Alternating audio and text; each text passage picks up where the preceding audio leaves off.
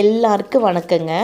இன்னைக்கு பிரம்மமுகூர்த்தத்துடைய 9வது நாளுங்க. நிறைய பேருக்கு இருக்கிற டவுட்டு, இந்த டைமுக்கு டெய்லியும் எந்திரிச்சு நம்ம பிரம்மமுகூர்த்த பூஜை பண்ண முடியுமா அப்படின்னு சொல்லிட்டு ரொம்பவே டவுட்டாக இருக்கும். பண்ணணும்னு ஆசை இருக்கும், ஆனால் எந்திரிக்க முடியலனா என்ன பண்ணுறதுன்னு சொல்லிட்டு அதனாலேயே இதை செய்யாமல் தள்ளி போட்டுட்ருப்பீங்க. அவங்களுக்காக நான் ஒரு சின்ன டிப்ஸ் சொல்கிறேங்க. எடுத்ததையும் 21 நாள் 48 நாள் அப்படின்னு சொல்லி வேண்டுதல் வச்சுட்டு அதை பண்ண முடியாமல் பூஜை தடைப்பட்டு போச்சுன்னா என்ன பண்ணுறது அப்படின்னு சொல்லிட்டு அதனால ஒரு குழப்பத்திலேயே இருக்கிறவங்களுக்காக தான் நான் சொல்கிறேங்க. முதல்ல ஒரு 3 நாள் மட்டும் செய்யுங்க. அதாவது இந்த பிரம்மமுகூர்த்த பூஜை ஃபஸ்ட் டைம் ஸ்டார்ட் பண்ணுறவங்க ஒரு 3 நாள் மட்டுமே இந்த பூஜையை தொடர்ந்து செஞ்சு பாருங்கள். உங்களால் கண்டிப்பாக முடியுங்கிற ஒரு நம்பிக்கை உங்களுக்கே வருங்க.